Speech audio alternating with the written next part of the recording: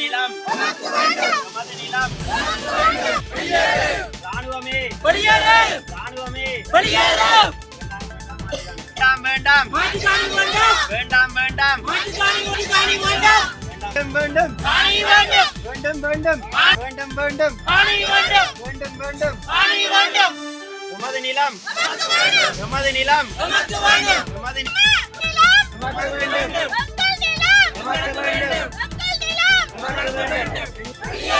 ராணுவமே ராணுவமே ராணுவமே அரசே அரசே அரசே அரசே அரசே அரசே அரசே அரசே அரசே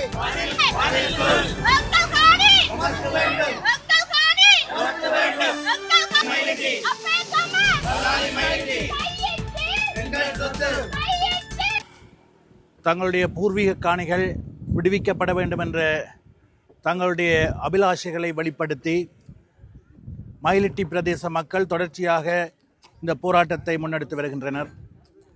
இந்த மக்களுடைய போராட்டம் நியாயமானது, அவர்களுடைய ஆதங்கம் நியாயமானது என்பதை வெளிப்படுத்தும் வகையில் தற்போது இடம்பெறுகின்ற சம்பவங்கள் அமைந்திருப்பதை அவதானிக்கக்கூடியதாக இருக்கின்றது.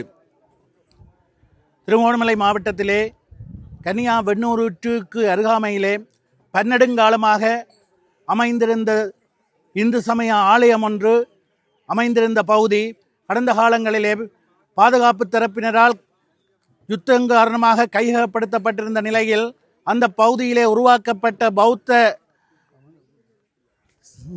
பௌத்த சாசன அல்லது பௌத்த விகாரை தொடர்பான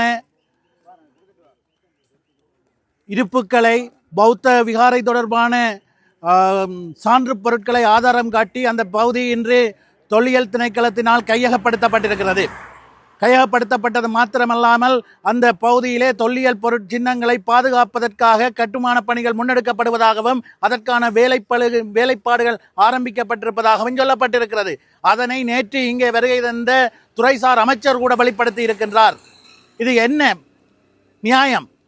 உங்களுக்கு தெரியும், பௌத்த சின்னங்கள் சான்று பொருட்களாக காண்பிக்கப்பட்டு அவை தொல்லியல் திணைக்களத்தினால் கையகப்படுத்தப்பட்டுள்ள நிலையில் அவ்வாறு கையகப்படுத்தப்பட்ட தொல்லியல் சின்னங்களை பாதுகாப்பதற்கான கட்டுமானங்கள் உருவாக்கப்படுகின்றது என்று சொன்னால் அது தென்னிலங்கையிலே இருக்கக்கூடிய பௌத்த சிங்கள மேலாதிக்க சிந்தனையாளர்களை திருப்திப்படுத்துவதற்கான ஒரு நடவடிக்கையோ என்ற சந்தேகம் இந்த பிரதேச மக்களுக்கும் இருக்கின்றது.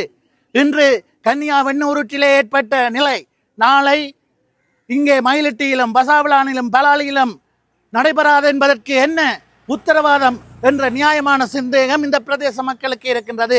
அந்த சந்தேகத்தின் அடிப்படையிலே தான் தங்களுடைய காணிகள் விடுவிக்கப்பட வேண்டும் என்ற கோரிக்கையை முன்வைத்து நியாயமான முறையிலே, சாத்வீகமான முறையிலே போராடி கொண்டிருக்கின்றார்கள்.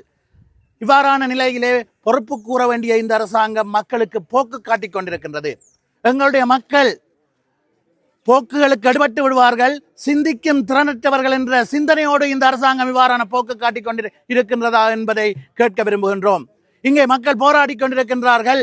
இங்கே புதிதாக புனரமைக்கப்பட்ட வீதிகளை திறப்பதற்காக, ஒரு சில கிலோமீட்டர் வீதிகளை திறந்து வைப்பதற்காக பல கிலோமீட்டர் பயணித்து இங்கே வந்து கொண்டிருக்கிறார்கள். மக்களுடைய எண்ணங்களை, சிந்தனைகளை திசை திருப்பும் நோக்கோடு அவர்களுக்கு சொல்லுகின்றோம். கடந்த காலங்கள் தேர்தலிலே மக்கள் ஏதோ ஒரு ஆர்வத்திலே, உத்வேகத்திலே தற்குறிகளுக்கும் சில அரைகுறைகளுக்கும் வாக்களித்திருந்த போதிலும் எங்களுடைய மக்களை ஏமாற்ற முடியாது. அவர்கள் சிந்திக்கும் திறனற்றவர்கள் அல்ல. உண்மைகளை, உங்களுடைய கள்ள நோக்கங்களை, கபட நோக்கங்களை புரிந்து கொள்ள கூடிய பக்குவமும் அனுபவமும் அறிவுசார் சிந்தனைகளும் உள்ளவர்கள். எனவே இந்த அரசாங்கம் பொறுப்போடு செயற்பட வேண்டும். எங்களுடைய மக்களுடைய நியாயமான கோரிக்கைகளை நிறைவேற்ற வேண்டும்.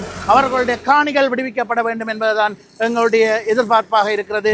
இவ்வாறான மக்களுடைய நியாயமான கோரிக்கைகளுக்கு எங்களுடைய ஆதரவு தொடர்ந்தும் இருக்கும் என்பதை மேலதிக செய்திகளுக்காக எமது யூடியூப் தளத்தை சப்ஸ்கிரைப் செய்யுங்கள்.